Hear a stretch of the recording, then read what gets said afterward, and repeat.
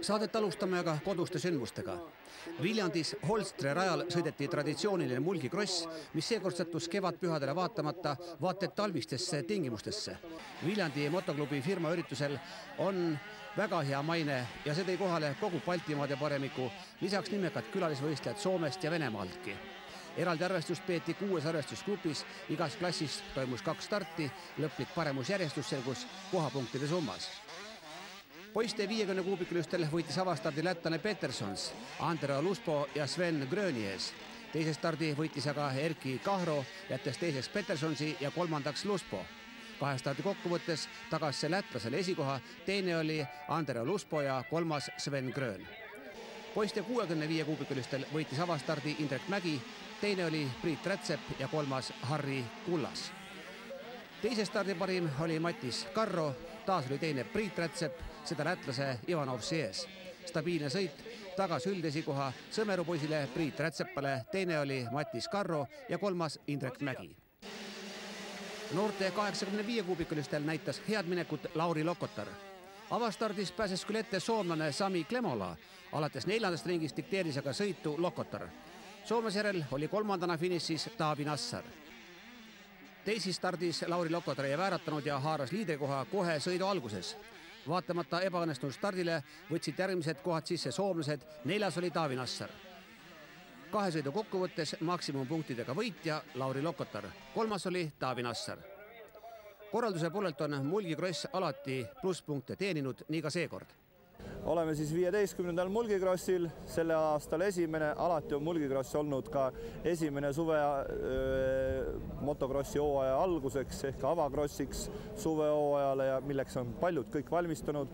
Ja nagu me täna näeme, on rada pilgeni sõitjaid täis ja neid ma ei teagi täpselt praegust mitusada on, aga ma arvan, et televisioon saab pärast protokollist teada. Rada on täiesti uus, raja stardipuu on uus.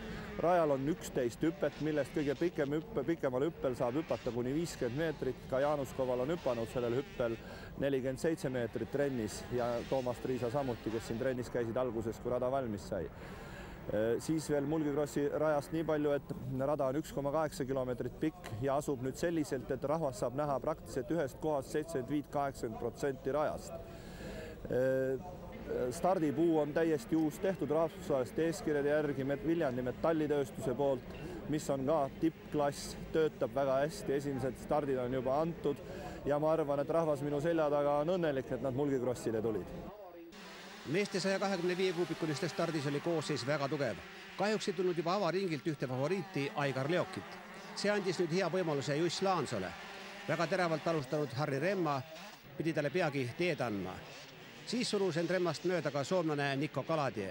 Juss Laansol võitmisega mingi probleeme ei olnud, soomlase Kaladie järel oli kolmas Henri Remma.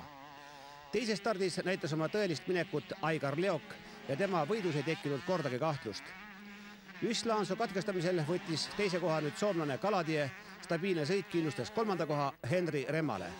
2 stardi kokkuvõttes läkski üldvõit Soome, teise koha sai Henri Remma ja 3. oli mõlemal stardil 4. lõpetanud Anti Kala. Kõige pikem oli stardirivi harrastajate klassis. Külalisvõistlejad Soomest siin eestlastele mingit sõnaõigust ei andnud. 2 sõidu kokkuvõttes hõivasid nad koguni 4 esimest kohta. Kõige tõsisemalt hakkasid külalistele vastu Viljandi motoklubi mehed. Avastardis oli 4. Andrus Rennu, 2 sõidu kokkuvõttes sai 5. koha Peeter Ilves. Pika võistluspäeva kõige oodatumad stardid olid meeste kuni 500 kuubikuliste tsikliteks klassis. Avasõidus läks kohe stardist ette Aigar Leok. Järgnevad kohad hõivasid narvalane Mihhejev ja lätlased. Heal positsioonil oli ka Toomas Triisa ning Juss Laanso. Eest uiskaski Aigar Leok. Hea füüsiline ettevalmistus võimaldas Juss Laansol oma positsiooni peagi parandada. Toomas Triisa takerdus teisel ringil ja lootused esikolmikusse kadusid. Ülekaalukalt võitiski avasõidu Aigar Leok, teise koha kindlustas Juss Laanso, 5.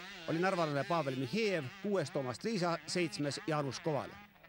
Eliitklassi teises sõidus sai suurepärase stardi Toomas Triisa. Alles 6. tuli avaringilt Aigar Leok. Hästi püsisid grupis ka narvalane Mihhejev ja kodupubliku rõõmuks Jaanus Koval. Rajakõrval sõlmiti kihlvedusid, kas suudab Aigar Leok Toomas Triisa enne finišilippu kinni püüda.